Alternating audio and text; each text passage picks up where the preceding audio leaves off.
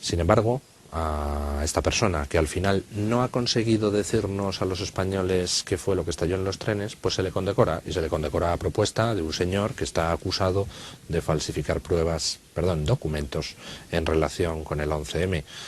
Pues hombre, no se queden ustedes ahí, no se condecoren unos a otros. ¿Qué tal si hacemos una estatua a todos aquellos que han participado en la manipulación de pruebas, en la falsificación de informes, en la ocultación de datos al juez, en la tergiversación de datos telefónicos?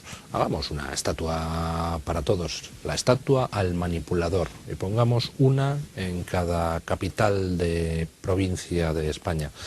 Por lo menos tendría la utilidad de que los españoles no se olviden que ha habido gente que, teniendo que servir al Estado, a lo que se ha dedicado es a tratar por activa y por pasiva de ocultarnos a todos quién mató a 192 españoles. Con medalla o sin medalla, pues con su conciencia se lo coman. Y volvemos en un momento con nuestro invitado de hoy. Leganés más Zugam, los que pusieron las bombas, nos siguen faltando autores materiales. Llegan allí los funcionarios, policiales y judiciales, al teatro de aquella explosión de Leganés. Y lo primero que se hace es que los TEDAS entran, revisan la zona para ver que aquello es seguro, y en teoría parece que se llevan una serie de objetos, sin que el secretario judicial levante acta de qué es lo que se han llevado. Después, antes de que el secretario judicial levante acta, otra serie de objetos se retiran, porque hay un vecino, que es policía, que dice que son suyos. Entre ellos, por ejemplo, documentación sobre algún comando de ETA, concretamente, pues documentación sobre algún comando de ETA en Navarra. Hombre, a mí me parece estupendo que se retire documentación perteneciente a cualquier vecino de aquellos inmuebles, pero se supone que las actas judiciales están para que quede constancia de qué es lo que se encuentra. Luego irá el vecino, policía o no policía, y dirá, esto de aquí es mío. Muy bien, pues se le entrega y punto redondo.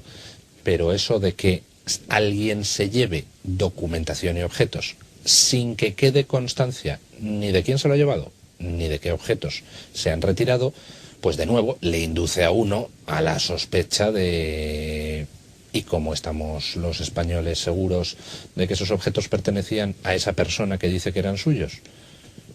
Porque no puede ser, puestos a ser conspiranoico, que allí llega alguien y dice, soy el vecino policía y retiro este objeto y aquel de allá porque son míos, y a lo mejor resulta que es que no lo eran.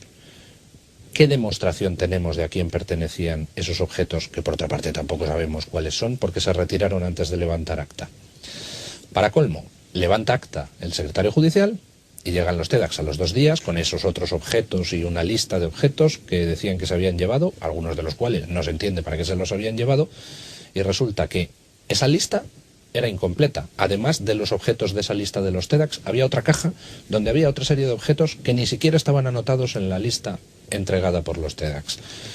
Pues vaya batiburrillo de objetos que había en Leganés, entre los que se llevaron sin que quedara constancia, entre los que devolvieron sin que quedara constancia tampoco. Pues, ¿qué es lo que pertenecía realmente a los supuestos habitantes de ese piso y qué es lo que alguien se ha sacado de la manga? Vamos, y digo, se ha sacado de la manga porque esa es la sospecha natural a la que uno llega cuando ve que las actas no cumplen su función y que la gente pone y quita objetos como le da la gana sin ningún tipo de control. Pero además es que entre esos objetos que aparecieron, dentro de esos 4 tipos de objetos, pues hay unos muy curiosos, que son los libros coránicos que supuestamente estos suicidas utilizaban para, pues no sé, supongo que pulir sus conocimientos sobre la religión islámica, animarse de cara a la prueba que se avecinaba, adoctrinarse convenientemente unos a otros. Eran unos presuntos suicidas muy religiosos, según se ve por la cantidad de libros que aparecieron, lo menos 20, ¿no, Sandra? Pues unos cuantos, pero además lo curioso de todo este tema es que estos libros de carácter coránico, de carácter religioso, que nos dicen que pertenecían a los presuntos suicidas, bueno, pues cabe presuponer que en una explosión tan grande que ha acabado con la vida de 7 personas, que ha destrozado el piso de estos suicidas, pero también los de alrededor, pues quedaron totalmente destrozados. Vamos a ver qué pasó con estos libros. Pero centrémonos en uno de los tipos de objetos aparecidos en aquel piso de la calle Martín Gaite. Los libros coránicos de carácter religioso que en teoría pertenecían a los presuntos suicidas. De hecho, las huellas dactilares encontradas en Leganés estaban todas ellas en esa serie de libros de carácter religioso. Allí aparecieron huellas de 4 de los 7 presuntos suicidas, así como de otra serie de personajes vinculados directa o indirectamente a la trama. 6 de esos libros aparecieron en el borde de la piscina comunitaria, según el acta de inspección ocular, lo que quiere decir que debieron sufrir directamente la explosión y salir despedidos. Otros 12 aparecieron en el desescombro del piso. Algunos otros fueron entregados por los TEDx 2 días más tarde.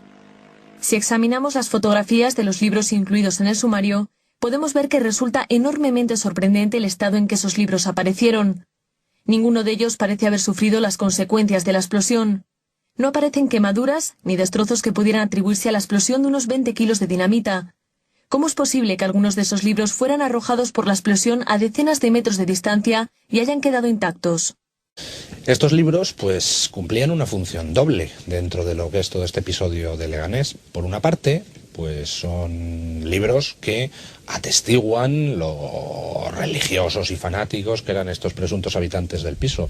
Vamos, si tenían tantos libros coránicos, tenían que ser de lo más fanático que uno pueda encontrar dentro de los grupos terroristas musulmanes, porque hay que ver la cantidad de literatura religiosa que se llevaron a aquel piso consigo.